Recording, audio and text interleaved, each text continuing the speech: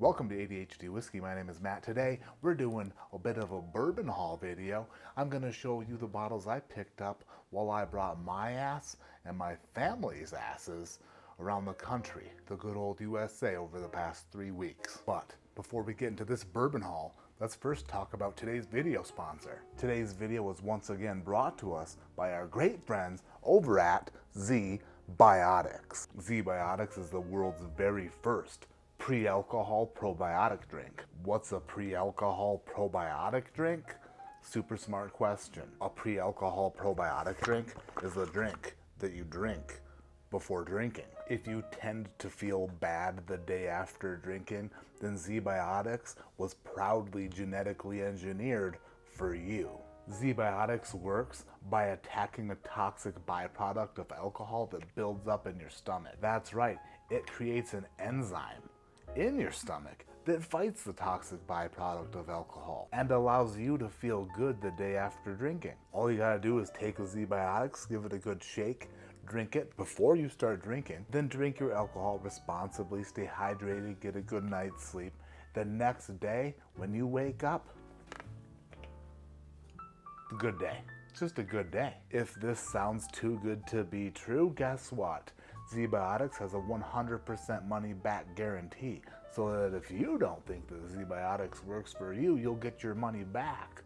100% of it. Guaranteed. So if you want to feel good the day after drinking, click on my link in the description below. Scan the QR code on the screen or go to zbiotics.com/ADHD. Use code ADHD at checkout and you'll save 15% off your first box of ZBiotics. Thank you so much, ZBiotics, for sponsoring this video, and thank you, super smart scientists who genetically engineered such a wonderful thing. Don't even gotta refrigerate this stuff. It's true. About a month ago, we left the great state of Colorado in the Ford Maverick. Me, my wifey, my 2 little kids, and 2 guinea pigs. We all piled in the Maverick and headed east. First stop was Bourbon, Missouri, where I spent a few days blending whiskey with Jared, filming some content, and getting prepared for the upcoming month's releases for Barrel King. When I left there, I left with batch 89 and 90, the 2 July releases for Barrel King Gold members, which are both friggin' fantastic. I also left there with this, batch 85, which is my very first wheated bourbon blend that I blended for Barrel King. This bottle will be given away on a live stream this Friday. 116 proof 7-year MGP wheated bourbon, blended by moi. After those few days in Missouri, we traveled north to Lower Michigan, where I spent a couple days at Evernorth Spirits with Dan and Sean of the Bourbon Junkies, and I picked 2 barrels while I was there. A 4.5-year-old experimental mash bill bourbon from Maryland, 122 proof Sagamore bourbon, no big deal. And this 130 proof, 52% rye, 43% corn, 5% malted barley, 6-year Maryland rye. Picked those 2 barrels and they were already sold to patrons. Sold out. Super sorry, but sold out. If you happen to be interested in upcoming ADHD Whiskey single barrel picks, got some on the horizon. Got a 4-gate single barrel coming out, a Green River single barrel going to be picked in a couple weeks. Got myself a Ben Holiday single barrel. A Ben Holiday single barrel I picked should be bottled and released anytime now. Also doing a Russell's pick this summer and a Jack Daniel's rye. So if you're thinking about becoming a patron, the goods are good. Just the goods are good. Also from Evernorth, I got this, their Spirit Walker 2. Ooh, look at that. This is their 2nd Spirit Walker blend, a Burai, a bourbon and rye mix, finished in honey barrels, next bourbon barrel, and with Amburana wood. And I know what you're thinking, Amburana, ew. This is the best Amburana whiskey I've tasted. I haven't opened my bottle of it yet, but I tasted it at Evernorth and absolutely loved it. Evernorth Spirits, friggin' killing it. Killing it they are. After I finished up at Evernorth, the road trip continued north to the Upper Peninsula of Michigan, where I picked up a few bottles. I was there for a couple weeks and I was staying with my mother-in-law, so guess what? Had to get out of the house to buy some bourbon. The selection in the Upper Peninsula of Michigan is kind of like the selection of water in the desert. Not a lot of choices. But I did find this 2024 Woodford batch proof 121.2 proof, 160 plus tax I think I paid for this bottle. Do I love it? Video coming soon. Oh, forgot about this. Came across a Stag 23C when I was visiting Dan and Sean in the Saginaw area.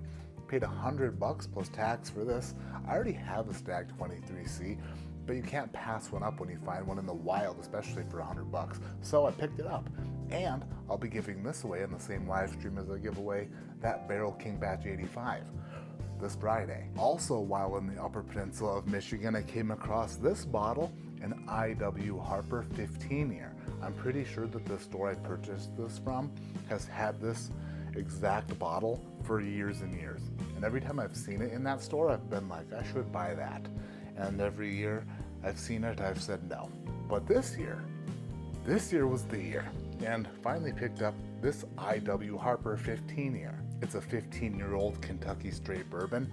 It comes in a bottle shaped like a jewelry box, got a fun stopper on it. I'll be reviewing this and putting it up against Tin Cup 10-year and Tin Cup 14-year and Old Medley 12-year to see if IW 15 is the best bourbon under 90 proof. Also picked up this, a 12-pack of Hulk Hogan's brand new beer. It's Real American Beer, brother. What you gonna do when Matt Porter runs wild with a beer review on you? Also grabbed a couple wild turkeys while I was in Michigan, a couple Kentucky Spirit single barrels. They were $80 each. But I got one that was from Camp Nelson Warehouse E and Tyrone F, and I wanted to compare them to see if there was a difference. I did it on a live stream a few weeks ago, and there was a major difference. The Camp Nelson E was actually much better than the Tyrone Warehouse, and I was a bit surprised. These Wild Turkey Kentucky Spirit single barrels, 101 proof, I think if you run across them in the wild, they may be worth your money to pick up a couple different ones if you find them from different warehouses. That's what I did anyway, and I'm happy I did. Then as we left Michigan and headed back towards Colorado, stopped at a little store on the Michigan-Wisconsin border. It's a gas station, and I got this Rare Character Exceptional Series, a 13-year 92.78 proof Kentucky straight malt whiskey. It's Rare Character Exceptional Series. Picked one of these bad boys up, along with the new Larceny Barrel Proof Batch B524. Have I loved very many Larceny Barrel Proofs? No. Have I loved any? I don't think so. But last year's B batch was pretty damn good. It was pretty good. Will this B batch compete with last year's B batch? Maybe. We'll see. Haven't even opened it yet. But Wisconsin, thank you, Wisconsin. And as we returned to Colorado, we were about 4 hours from home on the outskirts of Denver or the inskirts of Denver. I don't know. Denver area. Applejack Liquors, I think it was. I'm not sure. It was by a Jersey Mike's and I had to get a sub sandwich, and I friggin' love Jersey Mike's. But picked up this Bernheim barrel proof Kentucky straight wheat whiskey. I'm not sure what the most recent release of this is, but this is A223, which I think was the first release of Bernheim original barrel proof wheat whiskey, but I don't have a bottle of it, and I thought that I needed one for the channel, so this Bernheim barrel proof coming in hot at 118.8 proof. Oh, forgot. Also got a Jim Beam Repeal batch while I was in the Upper Peninsula of Michigan. I don't see these around anymore. I think they may have been discontinued, but I kind of just wanted a bottle to have around because it's got a pretty cool label. The Repeal batch thing, I don't know, it was like 20 bucks, and I said, why the heck not? So I picked that up too. Also from Applejack's Liquors in the Denver area, got this 375 of Widow Jane 10-year. I've enjoyed some Widow Jane stuff lately, and I figured, hey, let's pick up a bottle of it so you have one. An itty bitty Widow Jane. Then, I haven't had Still Austin before. I don't think I've ever tried Still Austin, so I picked up this Still Austin cask strength bourbon whiskey, 112 proof, 2-year-old, minimum age dated, Still Austin. I tried it on last week's live stream. I really enjoyed it. What they're doing at Still Austin for Texas whiskey's pretty friggin' good. Then when I arrived home, I had a few bottles waiting for me First thing was the Bourbon Junkies Colonel E.H. Taylor single barrel. Oh man, what I would do to get a barrel pick of Colonel E.H. Taylor. A barrel pick at the Buffalo Trace Distillery for ADHD whiskeys, of course, on my bucket list. They've done a few, the Bourbon Junkies, and super happy that I was able to get my hands on this one, their single barrel of Colonel E.H. Taylor. Tried it, and it's a really damn good single barrel. I think it's like 9 years old or something, and it comes in a tube, so you know it's good. Then I got this package from Jack Daniel's. It was sent to me from Jack Daniel's. It is their new distillery series. It's a rye whiskey, twice barreled Tennessee straight rye whiskey, a unique rye grain bill, twice barreled in new charred American white oak barrels for added depth and character. It's 107 proof and was released in July 2024. Haven't even cracked it yet, but do plan on opening it and either tasting it on a live stream, or if enough people want me to, I can shoot a review for this Jack Daniel's Distillery Series twice barreled Tennessee straight rye. And then last but not least, tasted this bottle on last week's live stream as well. Gonna definitely put out its own video, its own review, but a bottle that has gotten a ton of hype. I ordered this from the internet while I was gone. It's Smoky Hill Barrel Proof.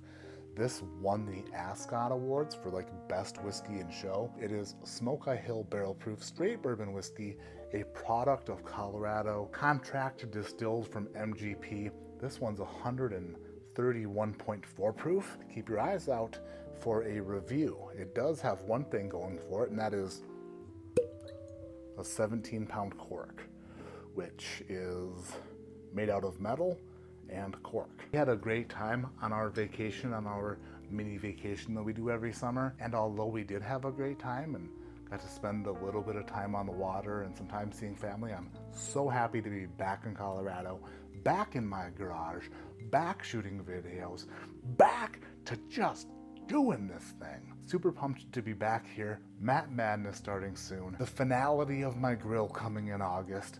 Everything is coming together so wonderfully. Knock on wood, of course. Thank you all so much for watching. Thank you for the continued support. Thank you for being amazing.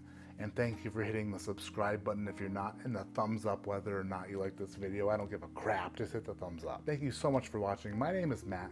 This is ADHD Whiskey. Like I always say, keep your head in the clouds but your mind on continuing to love your family even after spending 107 hours in a small pickup truck with them across the country. Because that's what we did. Almost 5,000 miles, 107 hours, just trucking it across the good old USA. Pumped up a flated air topper for the back of the Maverick, just, tied it down under the bed rails, threw a bunch of stuff in the back of it and hit the open road. On top of that flated air topper, I put an inflatable kayak bag and an inflatable paddleboard bag and just tied those down on top of it. Just decreased our gas mileage significantly. Still got 20 mpgs for the trip though. Almost 5,000 miles, 20 mpgs, not bad. Not bad for a fully loaded tiny pickup truck with a flated air topper and a bunch of stuff on top of it. Did we use the stuff on top of it? No, we never even took them off the top of it. Did we bring life jackets? Yes. Did we use those? Yes. Did they fit? No. I didn't know that life jackets shrunk. My life jacket that I wore last summer didn't even come close to fitting this summer. I don't know if the Colorado air shrunk it or if me gaining 60 pounds had an effect or something, but life jacket, no fitty.